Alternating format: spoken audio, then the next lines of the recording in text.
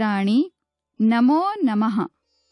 अष्टमकक्षायाः रुचिरा इति पाठ्यपुस्तकस्य अनुशिक्षणे भवतां स्वागतम्। अद्य वयं नवमपाठस्य द्वितीयं भागं पठिष्यामः। पाठस्य नाम अस्ति सप्तभगिन्यः इति। भारतवर्षस्य उत्तरपूर्वभागे 7 राज्यानि सन्ति। सप्तभगिनी इत्यस्मिन् पाठे एतेषां 7 राज्यानां वर्णनम् अस्ति। एतेषु 7 राज्येषु विद्यमानायाः समानतायाः कारणेन तेषां कृते सप्तभगिनी इति उपनाम दत्तम्। एतेषु राज्येषु अलौकिकं प्राकृतिकं सौन्दर्यं विद्यते। अस्मिन् पाठे 7 राज्यानां सांस्कृतिकानां सामाजिकानां च वैशिष्ट्यानां वर्णनं कृतम् अस्ति। पाठस्य प्रथमे भागे अस्माभिः पाठस्य वाचनं श्रुतम्। अस्मिन् भागे वयं पाठस्य विवरणं कुर्मः। आदौ संवादं शृण्वन्तु। सुप्रभातम्। सुप्रभातम् सुप्रभातम्।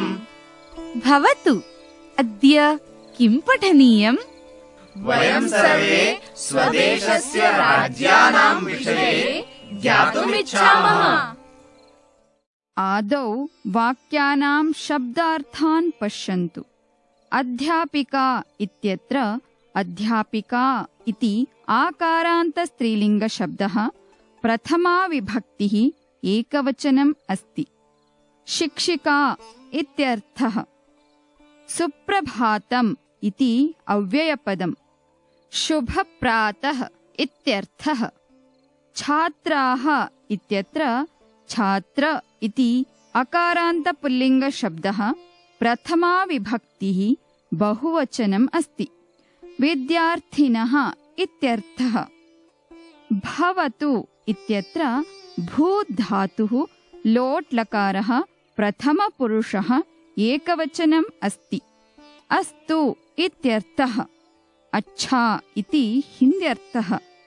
अद्य इति अव्ययपदम्। अस्मिन् दिने इत्यर्थः। आज इति हिन्द्यर्थः। किम् इत्यत्र किम् मकारान्तसर्वनामशब्दः नपुंसकलिङ्गं प्रथमा विभक्तिः एकवचनम् अस्ति। अर्थात् विषयः इति भावार्थः। पठनीयम् इत्यत्र पठ् धातुः अनीयर् प्रत्ययः पठनीय इति अकारान्तनपुंसकलिङ्गशब्दः प्रथमा विभक्तिः एकवचनं च अस्ति।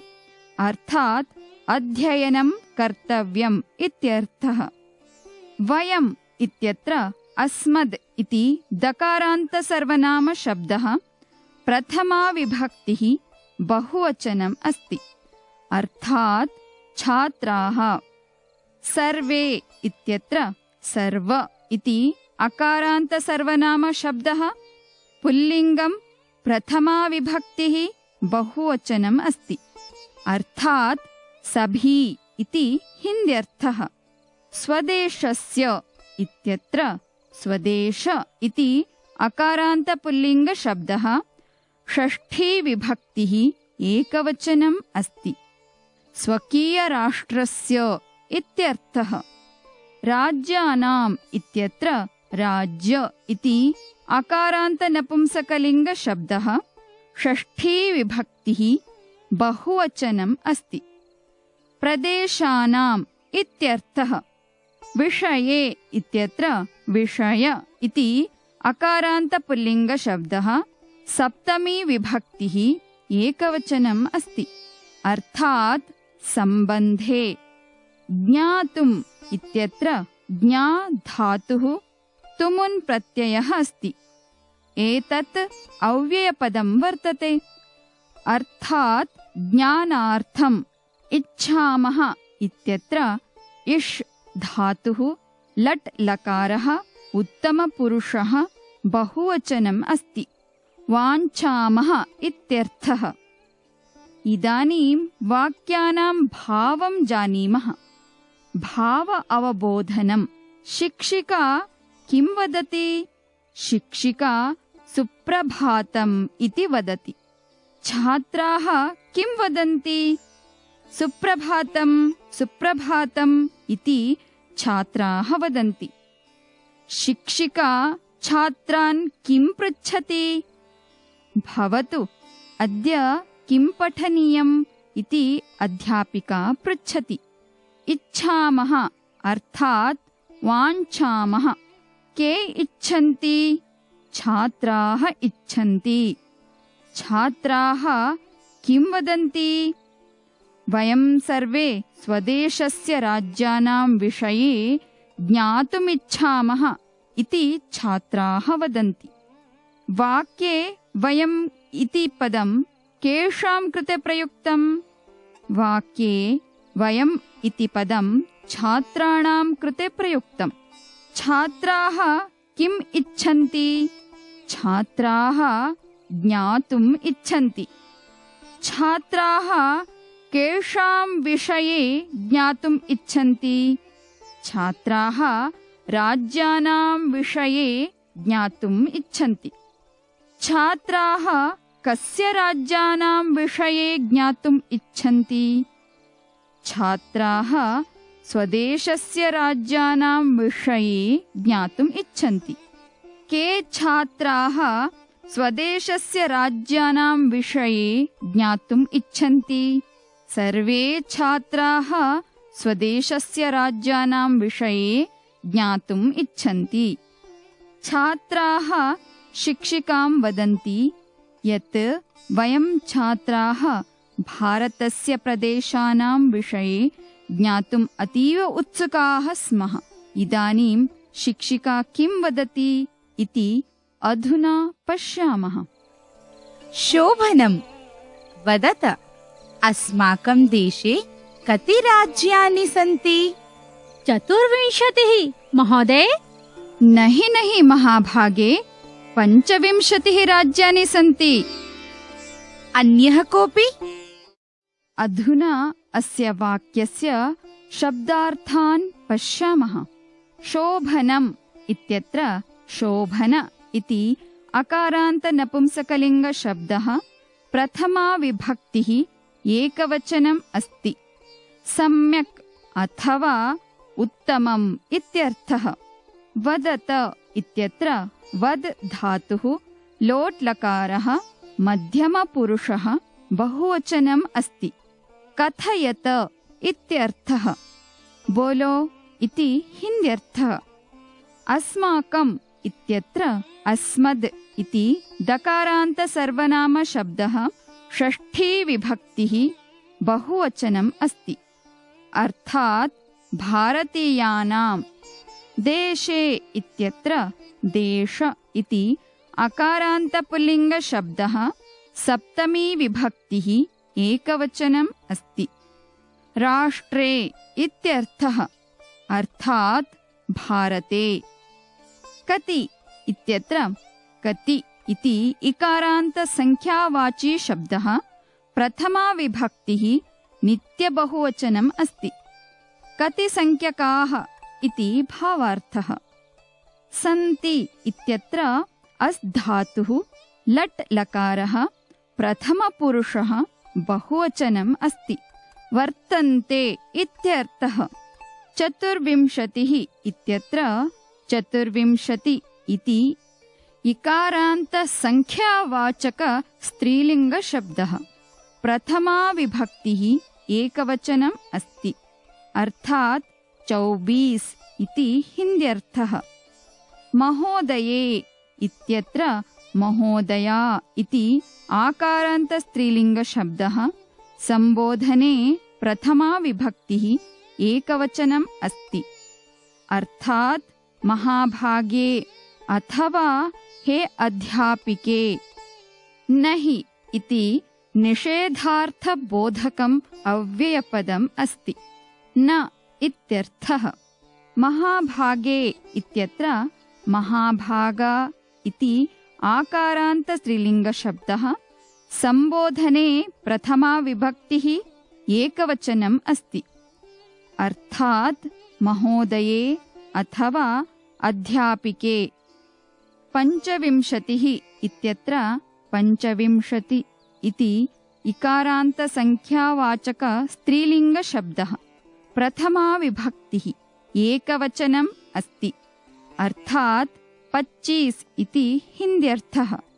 अन्यः इत्यत्र अन्य इति अकारान्तसर्वनामशब्दः पुल्लिङ्गं प्रथमा विभक्तिः एकवचनम् अस्ति। अर्थात् अपरः छात्रः इत्यर्थः। कोऽपि इत्यत्र कः अपि इति विच्छेदः। कश्चन इत्यर्थः। कः इत्यत्र किम् इति अकारान्तसर्वनामशब्दः पुल्लिङ्गं प्रथमा विभक्तिः एकवचनम् अस्ति। अपि इति अव्ययपदम् अस्ति। भी इति हिन्द्यर्थः।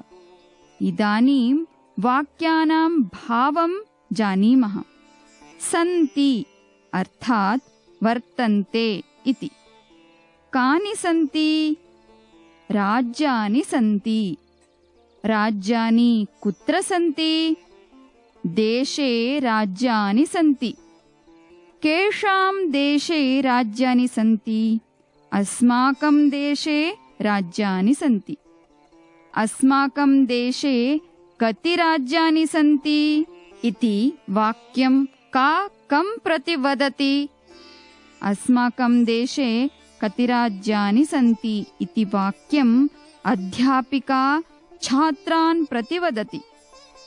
सायरा किं वदति? 24 महोदये इति सायरा वदति। वाक्ये महोदये इति सम्बोधनपदं कस्याः कृते प्रयुक्तमस्ति? वाक्ये महोदये इति सम्बोधनपदम् अध्यापिकायाः कृते प्रयुक्तम् अस्ति। सिल्वी किं वदति? नहि महाभागे 25 राज्यानि सन्ति इति सिल्वी वदति। सायरायाः अनुसारं भारते कति राज्यानि सन्ति? सायरायाः अनुसारं भारते 24 राज्यानि सन्ति। किं भारते 24 राज्यानि सन्ति? न, भारते 24 राज्यानि न सन्ति। किं भारते 25 राज्यानि सन्ति? न, भारते 25 राज्यानि अपि न सन्ति। एतत् उत्तरं श्रुत्वा अध्यापिका किं वदति? अन्यः कोऽपि वदिष्यति इति अध्यापिका वदति। तदा कः वदति इति अग्रे पश्यामः। महोदये, मे भगिनी कथयति यत् अस्माकं देशे 29 राज्यानि सन्ति। एतदतिरिच्य 7 केन्द्रशासितप्रदेशाः अपि सन्ति। अधुना अस्य वाक्यस्य शब्दार्थान् पश्यामः। मे इत्यत्र अस्मद् इति दकारान्तसर्वनामशब्दः षष्ठी विभक्तिः एकवचनस्य वैकल्पिकं रूपम् अस्ति। मम इत्यर्थः, अर्थात् स्वरायाः। भगिनी इत्यत्र भगिनी इति ईकारान्तस्त्रीलिङ्गशब्दः प्रथमा विभक्तिः एकवचनम् अस्ति। स्वसा इत्यर्थः। बहिन् इति हिन्द्यर्थः। कथयति इत्यत्र कथ् धातुः लट् लकारः प्रथमपुरुषः एकवचनम् अस्ति। वदति इत्यर्थः। यत् इति अव्ययपदम् अस्ति। कि इति हिन्द्यर्थः। 29 इत्यत्र 29 इति इकारान्तसङ्ख्यावाचकस्त्रीलिङ्गशब्दः प्रथमा विभक्तिः एकवचनम् अस्ति। 19 इति हिन्द्यर्थः। एतद् इत्यत्र एतद् इति दकारान्तसर्वनामशब्दः नपुंसकलिङ्गं द्वितीया विभक्तिः एकवचनम् अस्ति। 29 राज्यानि इति भावः। अतिरिच्य इत्यत्र अति उपसर्गः रिच् धातुः लेप् प्रत्ययः अस्ति। एतत् अव्ययपदम् अस्ति। विहाय इत्यर्थः। सप्त इत्यत्र सप्तन् इति नकारान्तसङ्ख्यावाचकशब्दः। प्रथमा विभक्तिः बहुवचनम् अस्ति। अर्थात् 7।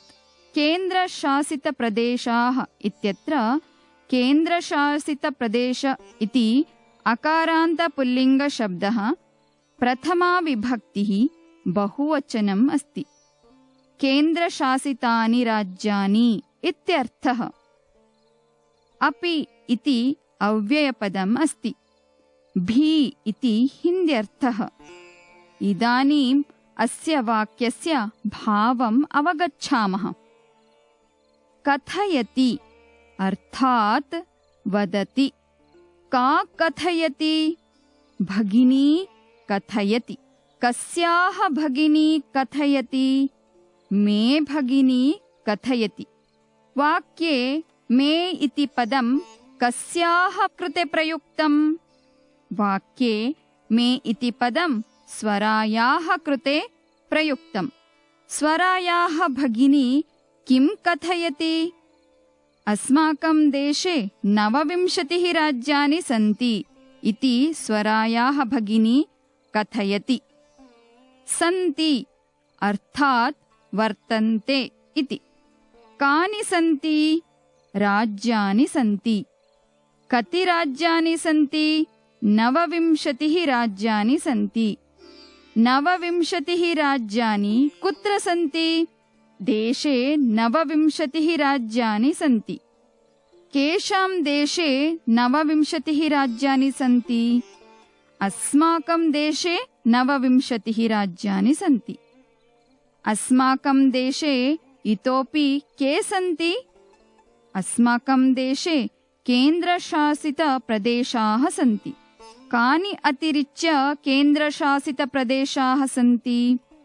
राज्यानि अतिरिच्य केन्द्रशासितप्रदेशाः अपि सन्ति। कति राज्यानि अतिरिच्य केन्द्रशासितप्रदेशाः सन्ति? 29 राज्यानि अतिरिच्य केन्द्रशासितप्रदेशाः सन्ति। 29 राज्यानि अतिरिच्य कति केन्द्रशासितप्रदेशाः सन्ति? 29 राज्यानि अतिरिच्य 7 केन्द्रशासितप्रदेशाः अपि सन्ति। कुत्र 29 राज्यानि अतिरिच्य 7 केन्द्रशासितप्रदेशाः अपि सन्ति? भारते 29 राज्यानि अतिरिच्य 7 केन्द्रशासितप्रदेशाः अपि सन्ति। स्वरा शिक्षिकां वदति यत् भारते 29 राज्यानि एवं च 7 केन्द्रशासितप्रदेशाः सन्ति इति तस्याः भगिनी वदति। सम्यक् जानाति ते भगिनी। भवतु। अपि जानीथ यूयम् यदेतेषु 7 राज्यानाम् एकः समवायोऽस्ति यः 7 भगिन्यः इति नाम्ना प्रथितोऽस्ति। 7 भगिन्यः। आदौ शब्दार्थान् पश्यामः। सम्यक् अर्थात् समीचीनम्। जानाति इत्यत्र ज्ञा धातुः लट् लकारः प्रथमपुरुषः एकवचनम् अस्ति। अवगच्छति इत्यर्थः। ते इत्यत्र युष्मद् इति दकारान्तसर्वनामशब्दः षष्ठी विभक्तिः एकवचनम् अस्ति। अर्थात् तव इत्यर्थः। अर्थात् स्वरायाः। जानीथ इत्यत्र ज्ञा धातुः लट् लकारः मध्यमपुरुषः बहुवचनम् अस्ति। अर्थात् अवगच्छथ। जानते हो इति हिन्द्यर्थः। यूयम् इत्यत्र युष्मद् इति दकारान्तसर्वनामशब्दः प्रथमा विभक्तिः बहुवचनम् अस्ति। तुम सब इति हिन्द्यर्थः। यद् इत्यत्र यद् इति दकारान्तसर्वनामशब्दः नपुंसकलिङ्गं प्रथमा विभक्तिः एकवचनम् अस्ति। कि इति हिन्द्यर्थः। एतेषु इत्यत्र एतद् इति दकारान्तसर्वनामशब्दः नपुंसकलिङ्गं सप्तमी विभक्तिः बहुवचनम् अस्ति। अर्थात् एषु राज्येषु इत्यर्थः। राज्येषु इत्यत्र राज्य इति अकारान्तपुल्लिङ्गशब्दः सप्तमी विभक्तिः बहुवचनम् अस्ति। प्रान्तेषु इत्यर्थः।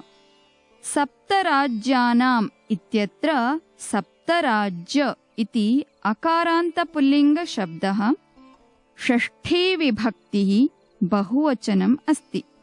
सप्तप्रान्तानाम् इत्यर्थः। एकः इत्यत्र एक इति अकारान्तसङ्ख्यावाचकपुल्लिङ्गशब्दः प्रथमा विभक्तिः एकवचनं च अस्ति। एकसङ्ख्यकः इत्यर्थः। समवायः इत्यत्र समवाय इति अकारान्तपुल्लिङ्गशब्दः प्रथमा विभक्तिः एकवचनम् अस्ति। समूहः इत्यर्थः। अस्ति अर्थात् वर्तते। यः इत्यत्र यद् इति दकारान्तसर्वनामशब्दः पुल्लिङ्गं प्रथमा विभक्तिः एकवचनम् अस्ति। जो इति हिन्द्यर्थः। सप्तभगिन्यः इत्यत्र सप्तभगिनी इति ईकारान्तस्त्रीलिङ्गशब्दः प्रथमा विभक्तिः बहुवचनम् अस्ति। सप्तस्वसारः इत्यर्थः। सात् बहने इति हिन्द्यर्थः। इति अव्ययपदम् अस्ति। इत्थम् अथवा एवम् इत्यर्थः। नाम्ना इत्यत्र नामन् इति नकारान्तनपुंसकलिङ्गशब्दः तृतीया विभक्तिः एकवचनम् अस्ति। नामद्वारा इत्यर्थः। प्रथितः इत्यत्र प्रथ् धातुः क्त प्रत्ययः प्रथित इति अकारान्तपुल्लिङ्गशब्दः प्रथमा विभक्तिः एकवचनम् अस्ति। प्रसिद्धः इत्यर्थः। साश्चर्यम् आश्चर्येण सहितम् इति विग्रहः। एतत् अव्ययपदम् अस्ति। आश्चर्यपूर्वकम् परस्परम् इति अव्ययपदम् अस्ति। अर्थात् अन्योन्यम्। पश्यन्तः इत्यत्र दृश् धातुः शत्रुप्रत्ययः पश्यत् इति तकारान्तपुल्लिङ्गशब्दः प्रथमा विभक्तिः बहुवचनं वर्तते। अवलोकयन्तः इत्यर्थः। अधुना भावार्थं जानीमः। सम्यक् जानाति अर्थात् समीचीनं जानाति। का सम्यक् जानाति? भगिनी सम्यक् जानाति। वाक्ये ते इति पदं कस्याः कृते वर्तते? वाक्ये ते इति पदं स्वरायाः कृते वर्तते। कस्याः भगिनी सम्यक् जानाति? स्वरायाः भगिनी सम्यक् जानाति। अस्मिन् वाक्ये यूयम् इति सर्वनामपदं केभ्यः प्रयुक्तम्? अस्मिन् यूयम् इति पदं छात्रेभ्यः प्रयुक्तम्। अस्ति अर्थात् वर्तते। कः अस्ति? समवायः अस्ति। कति समवायाः सन्ति? एकः समवायः अस्ति। केषाम् एकः समवायः अस्ति? सप्तराज्यानाम् एकः समवायः अस्ति। केषु सप्तराज्यानाम् एकः समवायः अस्ति? एतेषु राज्येषु सप्तराज्यानाम् एकः समवायः अस्ति। एतेषु राज्येषु सप्तराज्यानाम् एकः समवायः कीदृशः अस्ति? एतेषु राज्येषु सप्तराज्यानाम् एकः समवायः प्रथितः अस्ति। एतेषु राज्येषु सप्तराज्यानाम् एकः समवायः केन प्रथितः अस्ति? एतेषु राज्येषु सप्तराज्यानाम् एकः समवायः यः अस्ति सः सप्तभगिन्यः इति नाम्ना प्रथितः अस्ति। इमानि राज्यानि सप्तभगिन्यः इति किमर्थं कथ्यन्ते? प्रयोगोऽयं प्रतीकात्मको वर्तते। कदाचित् सामाजिक सांस्कृतिक परिदृश्यानां साम्यात् इमानि उक्तोपाधिना प्रथितानि। आदौ शब्दार्थान् पश्यामः। इमानि इत्यत्र इदम् इति मकारान्तसर्वनामशब्दः नपुंसकलिङ्गं प्रथमा विभक्तिः बहुवचनम् अस्ति। एतानि इत्यर्थः। राज्यानि प्रदेशाः इत्यर्थः। सप्तभगिन्यः अर्थात् सप्तस्वसारः इत्यर्थः अथवा सप्तप्रदेशाः। किमर्थम् इति अव्ययपदम् अस्ति। केन कारणेन इत्यर्थः। कथ्यन्ते इत्यत्र कथ् धातुः लट् लकारः कर्मणि प्रथमपुरुषः बहुवचनम् अस्ति। उच्यन्ते इत्यर्थः। प्रयोगः इत्यत्र प्रयोग इति अकारान्तपुल्लिङ्गशब्दः प्रथमा विभक्तिः एकवचनम् अस्ति अर्थात् व्यवहारः। अयम् इत्यत्र इदम् इति मकारान्तसर्वनामशब्दः पुल्लिङ्गं प्रथमा विभक्तिः एकवचनम् अस्ति। एषः इत्यर्थः।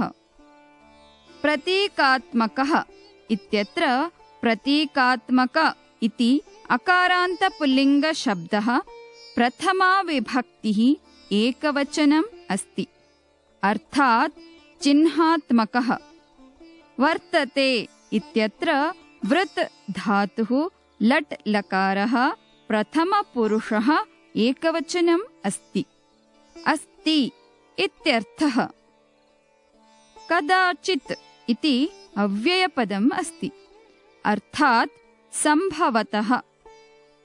सामाजिक सांस्कृतिक परिदृश्यानाम् इत्यत्र सामाजिक सांस्कृतिक परिदृश्य इति द्वन्द्वसमासयुक्तः अकारान्तनपुंसकलिङ्गशब्दः षष्ठी विभक्तिः बहुवचनम् अस्ति अर्थात् सामाजिक सांस्कृतिक स्थितीनां।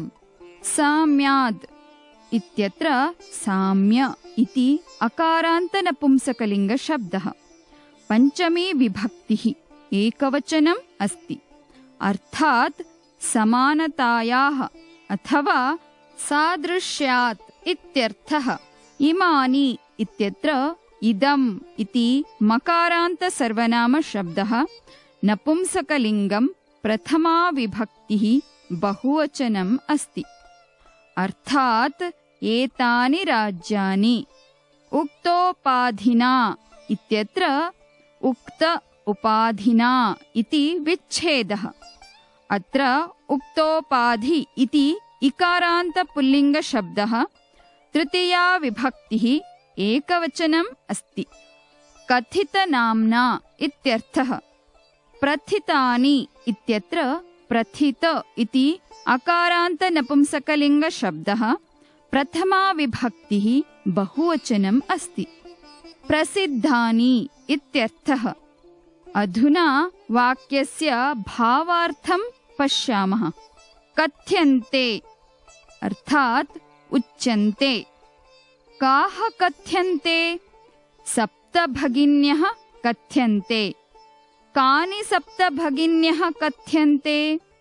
राज्यानि सप्तभगिन्यः कथ्यन्ते। किमर्थम् इमानि राज्यानि सप्तभगिन्यः कथ्यन्ते इति कः पृच्छति? इमानि राज्यानि सप्तभगिन्यः इति किमर्थं कथ्यन्ते इति निकोलसः पृच्छति। वर्तते अर्थात् अस्ति इति। कः वर्तते?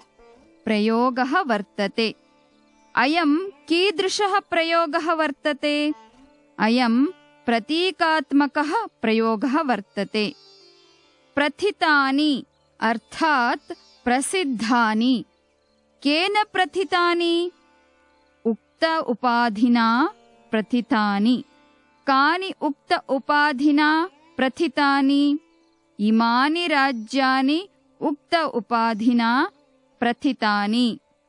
कस्मात् इमानि राज्यानि उक्त उपाधिना प्रथितानि?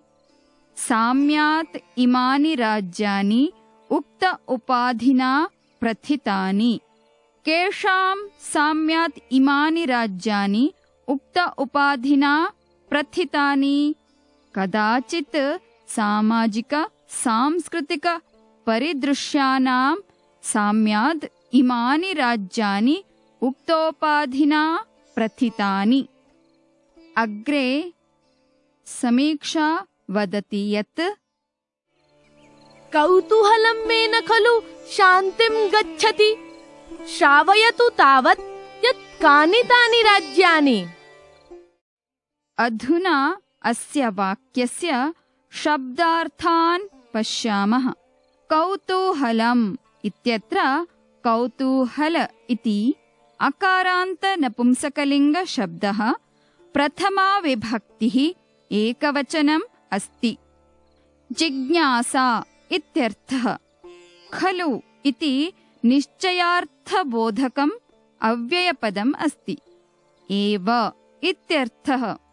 शान्तिम् इत्यत्र शान्ति इति इकारान्त स्त्रीलिङ्गशब्दः द्वितीया विभक्तिः एकवचनम् अस्ति। समाप्तम् इति भावः। गच्छति इत्यत्र गम् धातुः लट् लकारः प्रथमपुरुषः एकवचनम् अस्ति। याति इत्यर्थः अथवा भवति इति भावः। श्रावयतु इत्यत्र श्रु धातुः णिच् प्रत्ययः लोट् लकारः प्रथमपुरुषः एकवचनं च वर्तते। श्रवणं कारयन्तु इत्यर्थः। अर्थात् वदन्तु। यावत् इति अव्ययपदम् अस्ति। यावत् कालपर्यन्तम् इत्यर्थः। यत् इति अव्ययपदम् अस्ति। कि इति हिन्द्यर्थः। कानि इत्यत्र किम् इति मकारान्त सर्वनामशब्दः नपुंसकलिङ्गं प्रथमा विभक्तिः बहुवचनम् अस्ति। कौन्से इति हिन्द्यर्थः। तानि इत्यत्र तद् इति दकारान्त सर्वनामशब्दः नपुंसकलिङ्गं प्रथमा विभक्तिः बहुवचनम् अस्ति। वे इति हिन्द्यर्थः। राज्यानि इत्यत्र राज्य इति अकारान्त नपुंसकलिङ्गशब्दः प्रथमा विभक्तिः बहुवचनम् अस्ति। प्रदेशाः इत्यर्थः। न गच्छति अर्थात् न प्राप्नोति। समीक्षा किं न प्राप्नोति? समीक्षा कौतूहलस्य शान्तिं न प्राप्नोति। कस्याः कौतूहलं शान्तिं न प्राप्नोति? मे अर्थात् समीक्षायाः कौतूहलं शान्तिं न प्राप्नोति। वाक्ये मे इति सर्वनामपदं कस्याः कृते प्रयुक्तम्? वाक्ये मे इति सर्वनामपदं समीक्षायाः कृते प्रयुक्तम्। कौतूहलं शान्तं कर्तुं समीक्षा शिक्षिकां किं वदति? श्रावयतु तावत् यत् कानि तानि राज्यानि इति समीक्षा वदति। तदा शिक्षिका श्लोकद्वारा राज्यानां नामानि वदति। अध्यापिका कं श्लोकं गायति इति पाठस्य अग्रिमे भागे पठिष्यामः। मित्राणि, एतावता अस्माभिः नवमपाठस्य द्वितीयः भागः पठितः। अग्रिमे भागे पुनः मिलामः। धन्यवादः।